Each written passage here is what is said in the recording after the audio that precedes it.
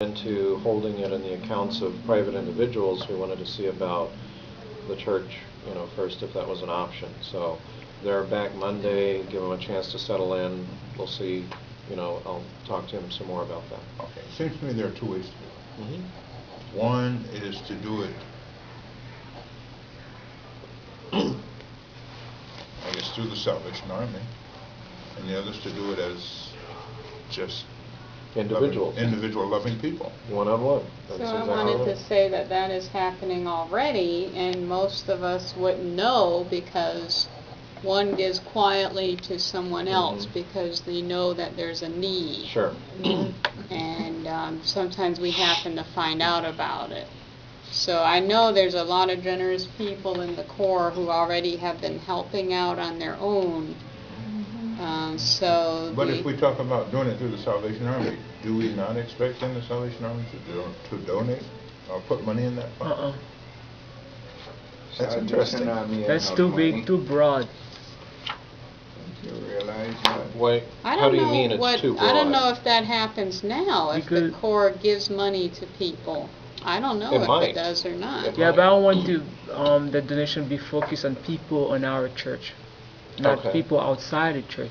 And that's a good distinction because you can have either or both, and you decide which. Because they already get sort of service for people outside the church. Right. Yeah. But They inside do the have church, the service, right? They will pay their light bills. They will give money to them to pay their rent, and this is through the social service. yeah, That's right. They do that. So let me say that in the same email to Tom, I brought up the idea again about doing something in addition to the benevolence fund where we would have myself maybe working and training some volunteers and maybe working with some people in social services who do this for a living to go a step beyond where the benevolence fund isn't enough and there needs to be some connection with social services in the community, to kind of bring about those kind of connections. They call it case management or whatever. No, because they already focus on all the people outside the church. Right. But our goal was about people in our inside church. the church. And the really Bible says, first to the household of believers. Right.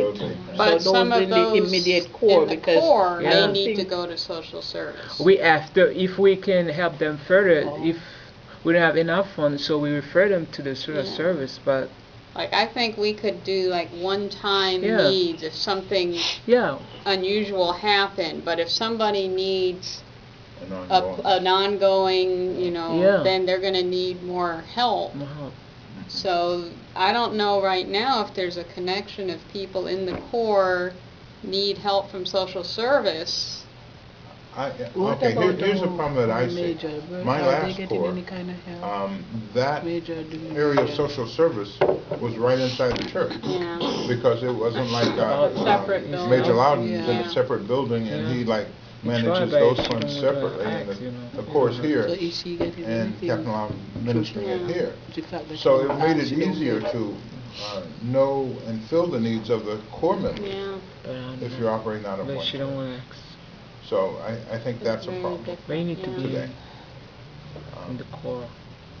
Well, and I wanted to say too, we have a opportunity right here. They passed this out today. I saw that there's a service project that they need school supplies for the kids, college care packages, and I didn't know Stephanie Valerie was going to be a cadet. I didn't know So either. I was a surprise. No.